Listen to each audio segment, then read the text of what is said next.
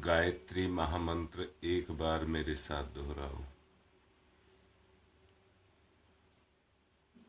ओम भूर्भुवः स्वः तत्सवितुर्वरेण्यं भर्गो देवस्य धीमहि धियो यो नः प्रचोदयात्।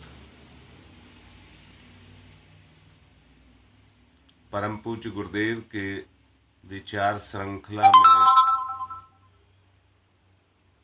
कल जो विचार मैं दे रहा था, मैं इस बात पर जाकर के रुका था। मैं बताना चाह रहा था जीवन साथी के बारे में। मैं पूर्ण रूप से आपको ये स्पष्ट करना चाहूंगा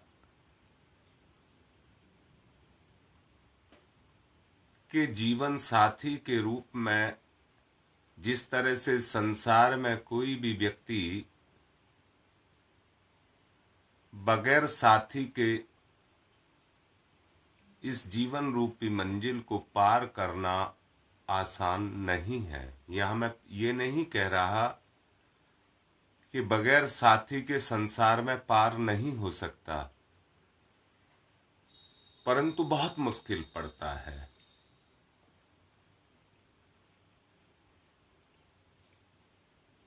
आज के जितने साधु संत हैं,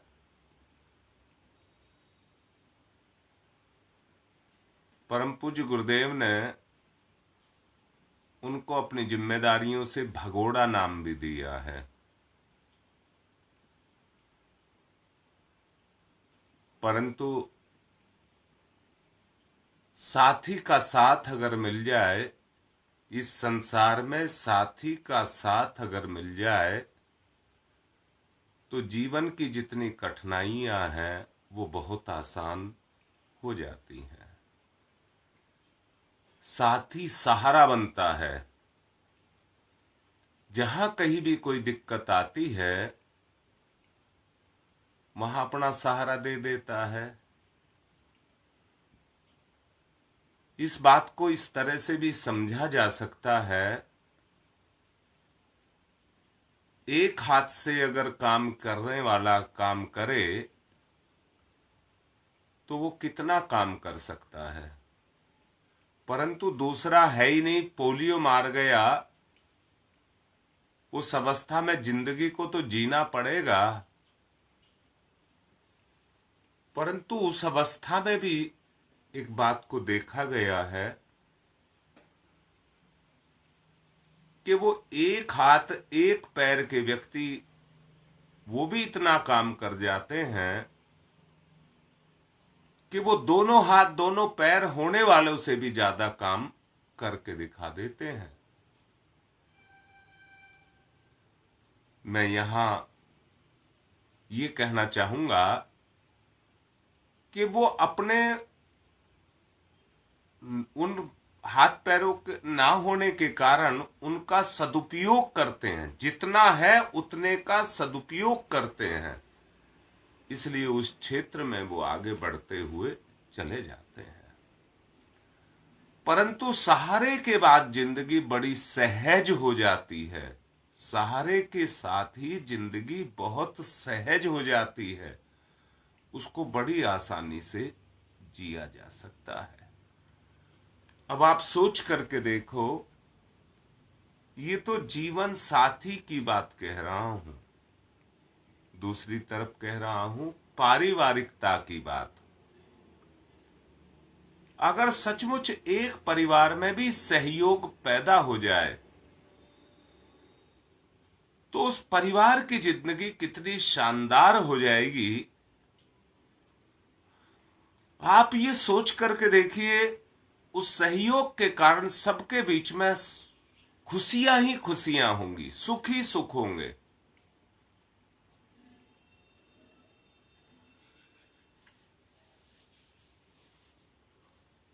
ये जो सहयोग पैदा होता है, ये एक चीज से पैदा होता है, विचारों की समानता। और विचारों की जो समानता आती है, उपासना जो हम करते हैं वो इसलिए ही करते हैं कि ईश्वर के साथ और हमारे बीच में एक समानता पैदा हो जाए। ईश्वर की पूजा पाठ ये सब करने का जो उद्देश्य है, वो यही है कि चेतनात्मक जो हमारी विशेषताएं हैं उनमें समानता है, हम अपने उस मूल स्वरूप को प्राप्त कर जाएं, तो आत्मिक क्षेत्र में भी परमात्मा हमारा सहयोगी बन जाए। परमात्मा अपने भीतर और बाहर सब जगह समाया हुआ है। जो हमारे सहयोगी हैं उनके भी विचार तभी हमारे साथ मिलते हैं जब उनमें परमात्मा समाया है। अगर कुछ इस तरह की गतिविधियां होती कि परमात्मा ना समाया हुआ हो, तो फिर तो सब अपनी अपनी स्वेच्छा से चलेंगे। और जो आज चल रहे हैं उनका परमात्मा इतना तो कर रहा है कि उनके शरीर को चैतन्य करके रखे हुए है, परंतु वो अपनी इच्छा से अपना प्रयोग कर रहे हैं, अपनी अपनी इच्छा से प्रयोग कर रहे हैं। और यही असमानता है और यही दूरी है।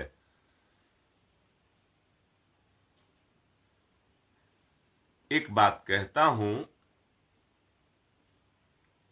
दो व्यक्ति महान स्तर के हों, ऋषि स्तर के हों, उनके बीच में भी आदान प्रदान होता है विचारों का।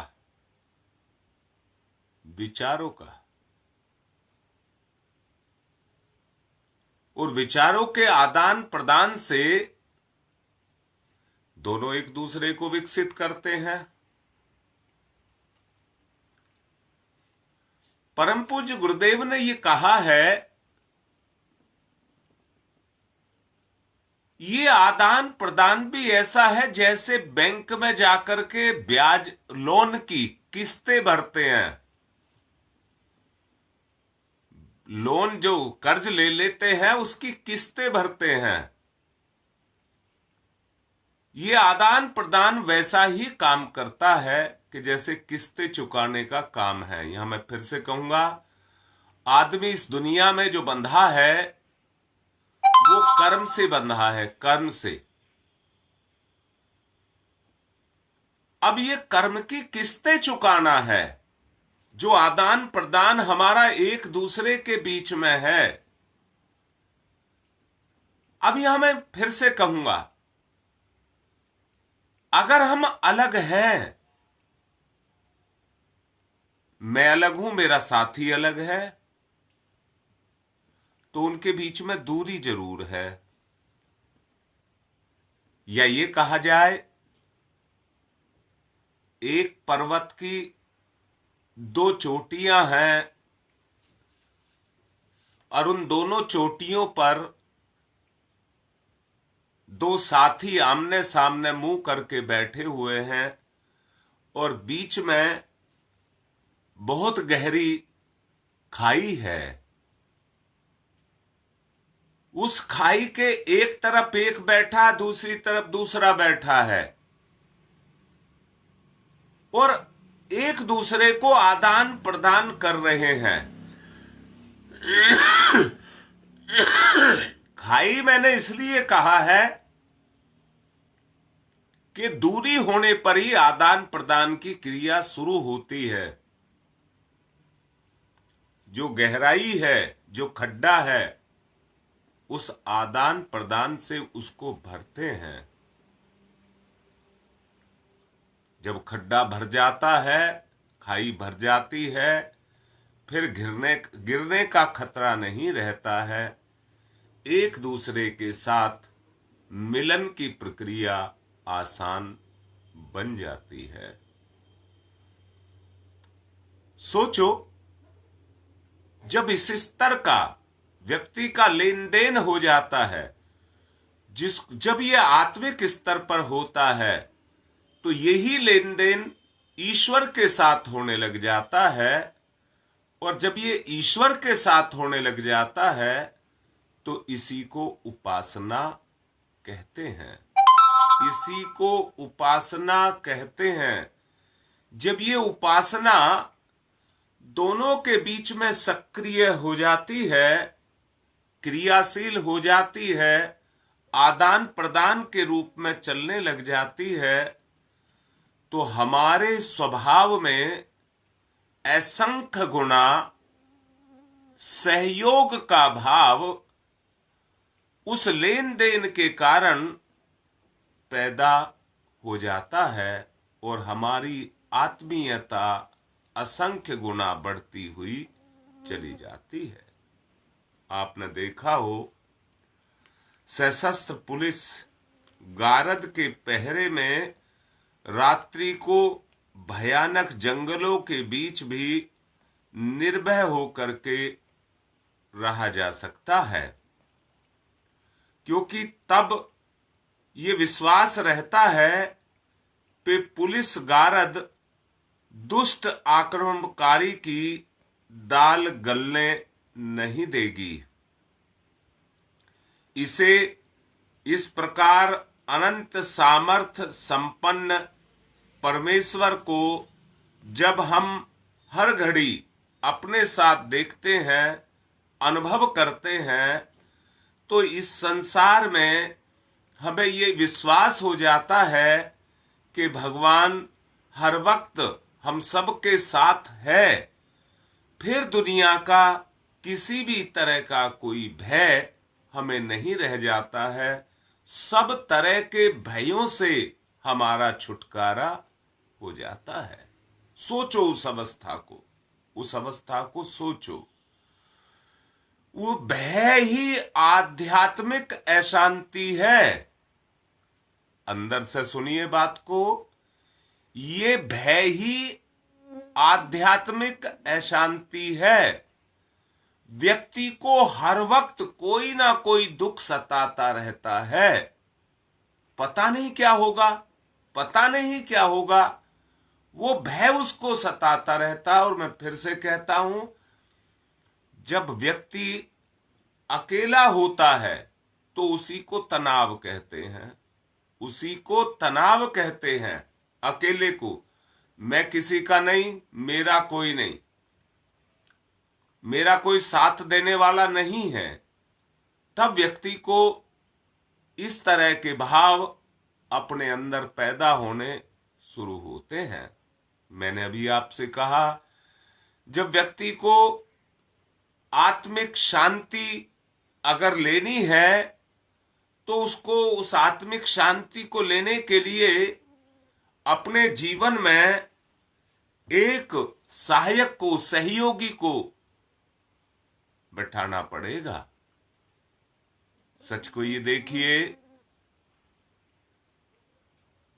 सच को क्या देखिए, निर्भयता के बराबर कोई सुख नहीं है। और आज संसार स्वार्थी हो गया है। सब अपने अपने मतलब से बात करते हैं। सच को देखो, परिवार में रहते भी किसी को किसी की कोई दुख महसूस नहीं होता। अगर इतनी आत्मीयता हमारे परिवार में या दो साथियों के बीच में पैदा हो जाए, चाहे वो पिता पुत्र हो, चाहे वो बहन भाई हो, चाहे वो पति पत्नी हो, चाहे वो सास ससुर हो, जहां दोनों के बीच में वो आत्मीयता पैदा होती है, वहीं साथ निभाने की स्थिति पैदा होती है। आत्मिक निवेदन कह रहा हूं, अपने भविष्य के बारे में आशंका ही क्या हो सकती है। कुशल ड्राइवर की तरह से जब रेल चलाई जाती है, मतलब किसी रेल को अगर कुशल ड्राइवर चला रहा है, लंबी यात्रा पर जाने वाले यात्री उसमें अपना स्लीपर बुक करा लेते हैं और कोई चिंता नहीं करते हैं। उनको पता है जब स्टेशन आएगा तो ड्राइवर अपने आप रोकेगा, जितनी भी वो कर्मचारी हैं वो सब अपने अपने काम को कर रहे होंगे, परंतु ड्राइवर हमारी मंजिल को, जो हमारी मंजिल थी वो ड्राइवर के पास पहुंच गई, समय निर्धारित हो गया, इतनी देर में वो ड्राइवर हमको वहां पर पहुंचा देगा। हम रेल में जाकर के अपना बिस्तर बिछाते हैं और जाते के साथ ही सो जाते हैं।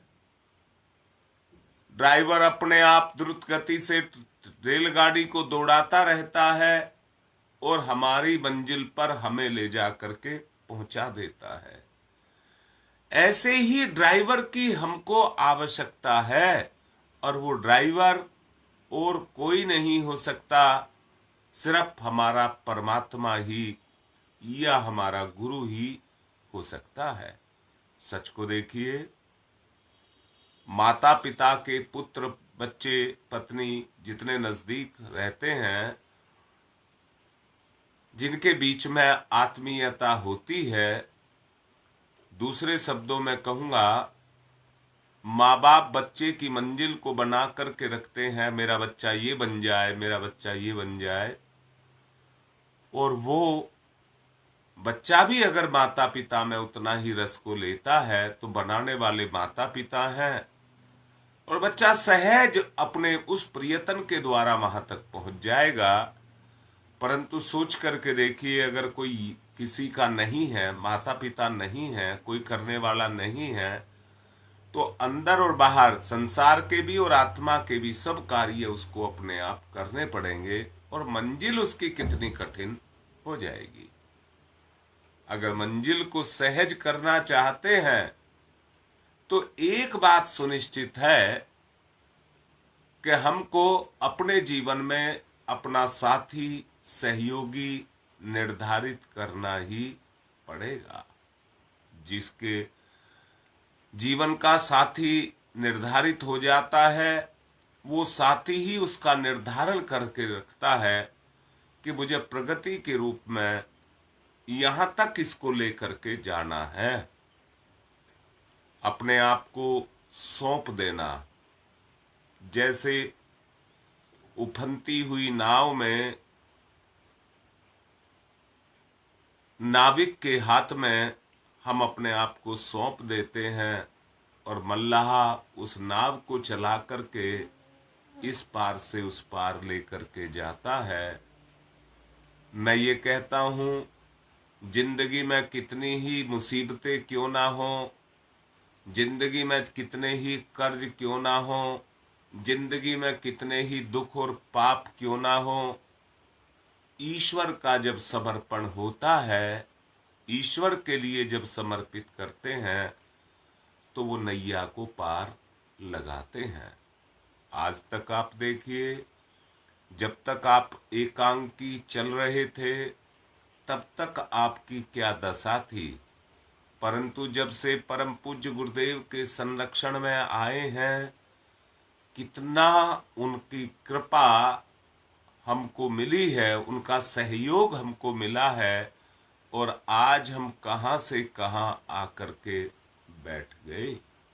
मैं यहां ये नहीं कह रहा, एक बात कहना चाहूंगा, परम पूज्य गुरुदेव के साथ अगर हमारा कोई सहयोग है, देखिए सहयोग के बगैर तो हम गुरुदेव से भी नहीं जुड़े हैं। सहयोग तो हमको करना ही पड़ेगा। मैं यहाँ दोबारा से कहूंगा, अगर परम पूज्य गुरुदेव का आप ज्यादा से ज्यादा लाभ उठाना चाहते हैं तो सहयोग तो आपको करना ही पड़ेगा। यहां ये समझ लेना कि प्रवचन सुनकर के, भूरी भूरी प्रशंसाओं को सुनकर के हम फूल करके कुप्पा हो जाएं, उससे कोई फायदा होने वाला नहीं है। एक ही बात पर जोर दिया जा रहा है, सहयोगी कहो या जीवन साथी कहो, इसी पर सब कुछ टिका हुआ है। सहयोगी या जीवन साथी पर ही सब कुछ टिका हुआ है। मैं आपसे कह रहा हूं कि अगर जीवन साथी चला जाए तो कितना वियोग पैदा होता है, इसके बारे में जरा सोच करके देखिए। कितनी तड़फन पैदा होती है, उस जीवन साथी के बारे में जरा सोच करके देखना, जिस भूमिका को वो हमारे जीवन में हमारा साथ दे करके निभा रहा है। आत्मिक निवेदन कह रहा हूं, कितना, मैं फिर से कह रहा हूं, सहयोगी और साथी के सामने गिड़गिड़ाना नहीं पड़ता है, गिड़गिड़ाना नहीं पड़ता है। उसकी पीड़ा को अपने आप ही अनुभव करता है। सामने वाले अपने साथी की पीड़ा को अपने आप ही अनुभव करता है और एक दूसरे की पीड़ा को दूर करता हुआ चला जाता है। इसको कहते हैं साथी। अब मैं ये कह रहा हूं, अगर हमारे जीवन में हमारा गुरु हमारा साथी हो जाए, अर्जुन को जिस तरह से श्री कृष्ण भगवान ने गीता में कहा कि तू अपने अच्छे बुरे पाप सुख दुख सब मुझको लेकर के समर्पित हो जा, तो मैं तेरा जिम्मेदार हो जाऊंगा और मैं तेरी सभी पीड़ाओं को समूल नष्ट कर दूंगा।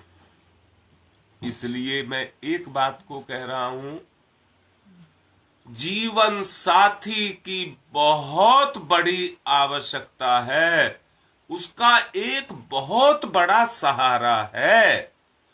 मैं आज एक बात कह रहा हूं, अगर आप अपने जीवन साथी से भी स्वार्थ को पैदा कर रहे हैं, उससे भी आप स्वार्थ को ले रहे हैं, तो क्या आप उस खाई को जिस पर आप बैठे हैं उसको कमजोर नहीं कर रहे, उसको और नहीं बढ़ा रहे?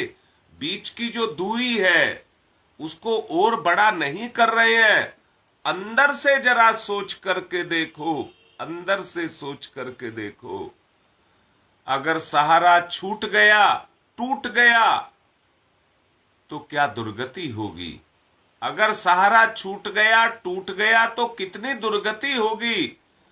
अगर उस दुर्गति से अपने आप को बचाना चाहते हैं तो उस साथी की आवश्यकता है। मैंने ये नहीं कहा है कि आप साथी की मनमर्जी पर चलिए, परंतु ये जरूर कहा है कि अपनी मर्जी को साथी की मर्जी के साथ मिला दीजिए। जब दोनों के विचार आपस में मिलने लग जाएंगे तो सहयोग की स्थिति दोनों के बीच में पैदा होती हुई चली जाएगी। मैं आत्मिक निवेदन आप सबसे कर रहा हूं कि आप उस स्थिति को अपने अंदर बना करके रखें जहां दोनों के अंदर परस्पर एक दूसरे के अंदर तालमेल आकर के बन जाए। मुझे बड़ा जोर पड़ रहा है कहते हुए, क्योंकि दुनिया भगवान की है, दुनिया में भगवान समाया है। आज दुनिया नर्क बन चुकी है। किसके कारण?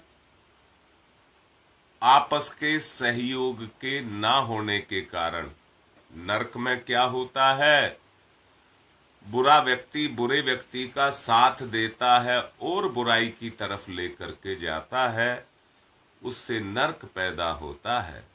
परंतु अच्छे उसमें स्वर्ग में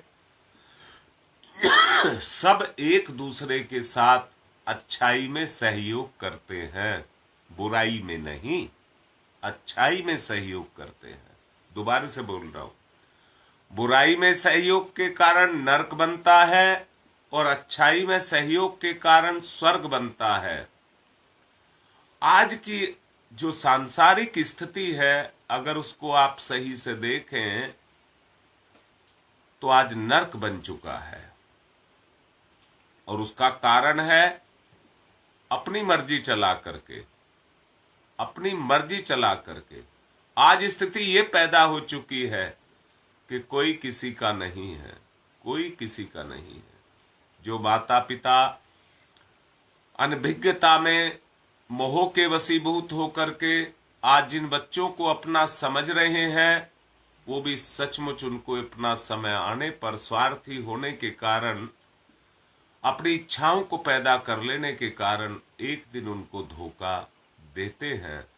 स्थिति ये पैदा हो रही है, इस समय तो वो प्यारे लग रहे हैं, पर जब वो दुख देते हैं तो नरक से भी ज्यादा यातनाएं आदमी को यहाँ पर भोगनी पड़ती हैं। मैं यहाँ कहूंगा, स्वर्ग नरक सुख दुख सब कुछ यहीं पर है, यहाँ के अलावा कुछ भी नहीं है। परंतु है क्या कि हम समझ नहीं पा रहे हैं, हम समझ नहीं पा रहे हैं। आप तो समझिए, आपको तो स्पष्ट कराया जा रहा है, अनुभव कराया जा रहा है। अच्छा, आप ये कह सकते हैं कि हमें इसका लाभ क्या होगा, इसका लाभ क्या होगा। मैंने ही अभी कहा था, अच्छाई के सहयोग को ही स्वर्ग कहते हैं। स्वर्ग क्या आपको नहीं मिलेगा? आपके को स्वर्ग मिलेगा। कैसे मिलेगा? उत्कृष्ट, सर्वोत्कृष्ट आपका चिंतन हो जाएगा, आपका व्यक्तित्व हो जाएगा, और उसके प्रभाव का जो आपका जो प्रभाव होगा वो समाज को भी प्रभावित करेगा, समाज को भी प्रभावित करेगा। समाज भी उससे अनुप्राणित होगा, और अनुप्राणित होकर के स्वर्गीय वातावरण बनेगा, और स्वर्गीय वातावरण के प्रभाव से हर जीव को विकसित होने का मौका मिलेगा। मानसिकता बदलेगी और चारों तरफ आनंद की लहरियां उठने लग जाएंगी। सोचिए, हमारे उस सहयोग से, कर्म से कितना बड़ा प्रभाव इस संसार को मिलने वाला है। मैं आत्मिक निवेदन के साथ ये कहूंगा कि हर किसी को सहारे की आवश्यकता पड़ती है, वरना इस संसार के अंदर एक बरसात हर वक्त होती रहती है। जैसे अभी आप कुछ दिनों से अपने यहाँ भी बरसात होते हुए देख रहे हैं, ऐसी ही एक बरसात जीवन में भी होती रहती है। और वो बरसात लोभ मोह की है, अहंकार की है, वो बरसात होती रहती है। आप देखिए, इस दुनिया के अंदर जब बरसात होती है तो सड़क रास्ते गीले हो जाते हैं, चिकने हो जाते हैं, आदमी उन पर चलता है तो फिसल करके गिर जाते हैं। लोभ मोह की बरसात में भले चंगे आदमी भी रपट करके मुंह के बल गिरते हैं, अपने मुंह को फुड़वाते हैं, उठते हैं, फिर उसके पीछे दौड़ते हैं, लोभ मोह के पीछे दौड़ते हैं और अपने आप को गिराते रहते हैं। यहाँ मैं अपने आत्मिक निवेदन के साथ आप लोगों से कहूँगा, अगर कोई किसी का सहयोगी साथी बन जाता है, ईमानदारी से अंदर से देखो, कोई भी अपने साथी को गिरने नहीं देता। कोई भी, ईश्वर का बनाया गया विधान है कि अपने साथी को कोई गिरने नहीं देता है, उसको सहारा देता है। मुझे बताओ, क्या अपने भाई को, बहन को आप चरित्रहीन होने देंगे क्या? यहां कोई नहीं होने देता, तो वो सहारा बनते हैं। परंतु सच को देखिए, जो लोभ के वशीभूत हो जाता है वो सहारा देने वाले को दुश्मन मानने लग जाता है, दुश्मन मानने लग जाता है। सच्चा सहारा तो सच्चे साथी का ही होता है। इसलिए हम आपस में एक दूसरे के सच्चे सहयोगी और मित्र बन करके रहें, और रह करके अपनी स्वार्थपरता, अपनी वासना, तृष्णा, काम, क्रोध, लोभ, मोह की जो दुष्प्रवृत्तियां हैं, जो इस दुनिया में फैली हुई पड़ी हुई हैं, ऐसी घड़ी बताओ, ऐसा समय बताओ जब आपको उनके दर्शन ना होते हों। आप अपने जीवन में देखेंगे, चारों तरफ हमारा चिंतन उन्हीं के अंदर समाया रहता है। सच को देखिए, जब आप उस स्तर से अगर उतरना चाहते हैं तो उसके लिए आपको सहयोग की आवश्यकता पड़ेगी ही पड़ेगी। इसलिए संस्कार अपने ऊपर जगाते चले जाओ और अपने जीवन क्रम को उसी ढर्रे पर लुढ़कने के लिए मत छोड़िए, उसको ढालिए, उठाइए, अपने आप को ऊंचा उठाइए। विशिष्ट और उत्कृष्ट और आदर्शवादी मानव जीवन जीने की प्रेरणा जो मुझे मिले, वो उत्कृष्ट वातावरण के रूप में व्यक्ति के साथ वो आकर के लग जाए, एक ऐसे वातावरण को मिल जाए हमारे लिए कि जो हमारा सहारा बन जाए, और उस सहारे के अंदर हम अपने आप को ऊंचा उठाते हुए चले जाएं। और अगर इस काम को करना चाहते हैं तो एक ही बात है, मैंने कल भी आपको समझाया था, वो है अंतरात्मा की आवाज। आप अपने आप को पहचानिए, आपकी अंतरात्मा आपसे क्या कहती है, आप किधर जाना चाहते हैं। इसलिए अपनी अंतरात्मा की आवाज को सुनिए। मैंने कल भी कहा था, ईश्वर गुरु के रूप में हमारा मार्गदर्शक है। ईश्वर गुरु के रूप में हमारा मार्गदर्शक है और वो हमको रास्ता दिखाता है। पाप कर्म हमको करने नहीं देता, अगर करते हैं तो अंदर से हृदय को धड़काता है, हाथ को कपकपाता है। अंतरात्मा की पुकार यदि सुनने लगे तो उसका अनुकरण करें तो निश्चय ही उसे जीवन में, अपने जीवन को सार्थक करने का श्रेय मिलता हुआ चला जाएगा, अपने जीवन को सार्थक करता हुआ चला जाएगा। सोचो, जीवन शोधन का प्रयत्न करते रहने पर आत्मा पर चढ़े हुए जितने मल आवरण हैं वो अपने आप हटते चले जाएंगे। मैंने कल भी इस बात को आपको समझाया था।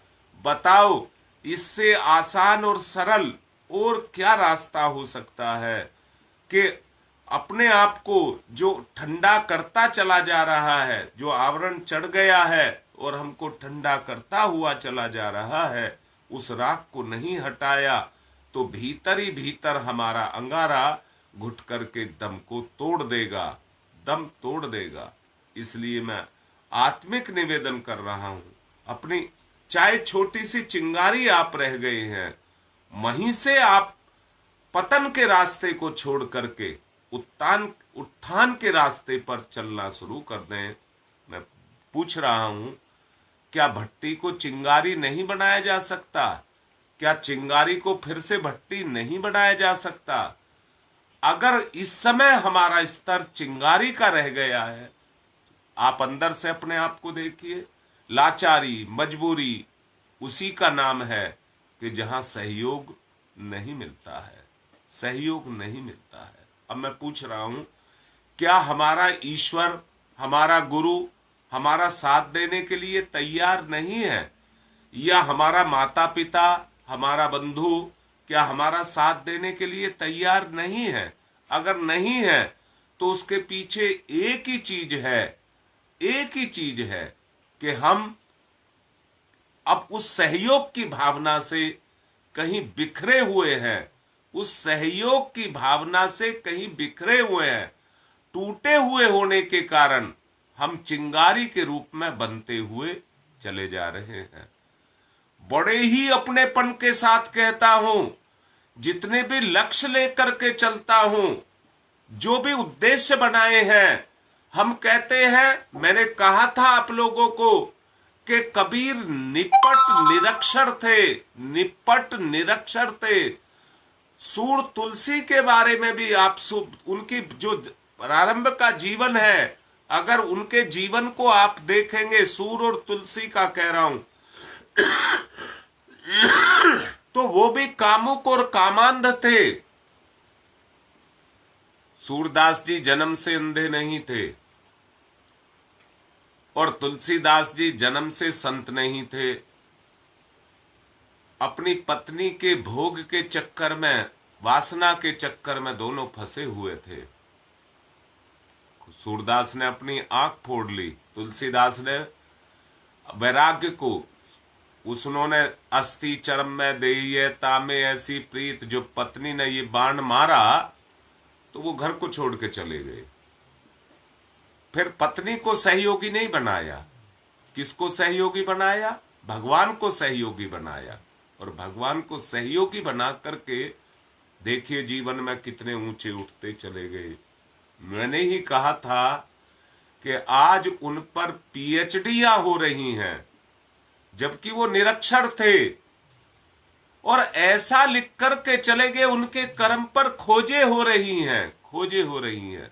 मैंने कहा था कि जो पढ़ रहे हैं और जो पढ़ा रहे हैं वो भी आज तक उसको नहीं समझ पाए हैं, उनके जीवन को नहीं समझ पाए हैं, क्योंकि एक पीएचडी नहीं हुई है, कितनी हो चुकी है और होती जा रही है।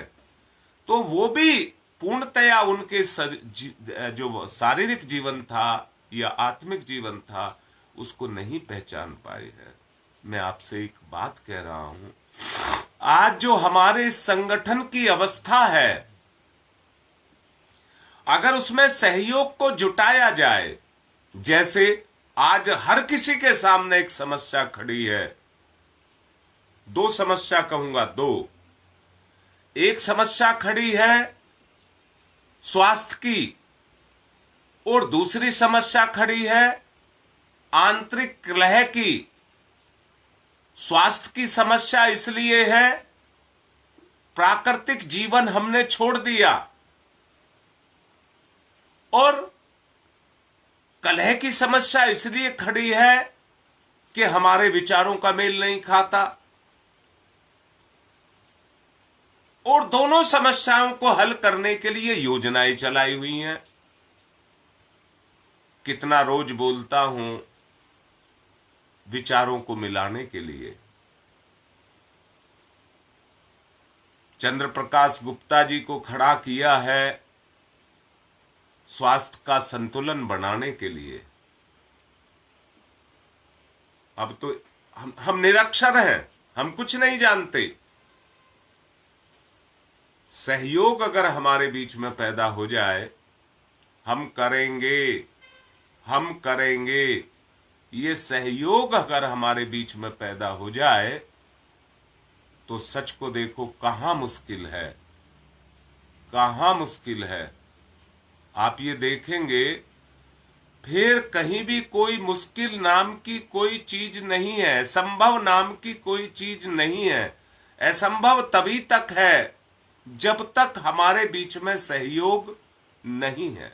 आओ मिलकर के उस सहयोग को जगाएं, सामूहिकता को जगाएं, पारिवारिकता। गुरुदेव ने हमारे इस संगठन का नाम परिवार दिया है, परंतु पारिवारिकता जैसी भावना जब तक हमारे अंदर पैदा नहीं होंगी तब तक वो सहयोग कैसे क्रियाशील होगा। हम एक दूसरे की पीड़ा को समझें और उस पीड़ा को दूर करने की बात को सोचें।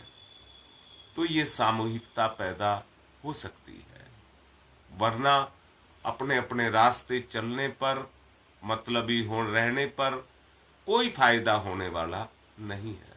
समर्पण का भाव पैदा करिए, समर्पण का भाव पैदा करिए। जिस पर जोर दिया जा रहा है उस बात को मानिए। आज की बात को विश्राम दे रहा हूं, आपसे उम्मीद करते हुए कि हम एक दूसरे का सहारा बने, हम एक दूसरे का सहारा बने। मैं समझता हूं आप निश्चित रूप से इस पर अपनी प्रतिक्रिया करेंगे। इसी के साथ आज की बात को पूर्ण कर रहा हूं। ओम शांति ही शांति ही शांति ही।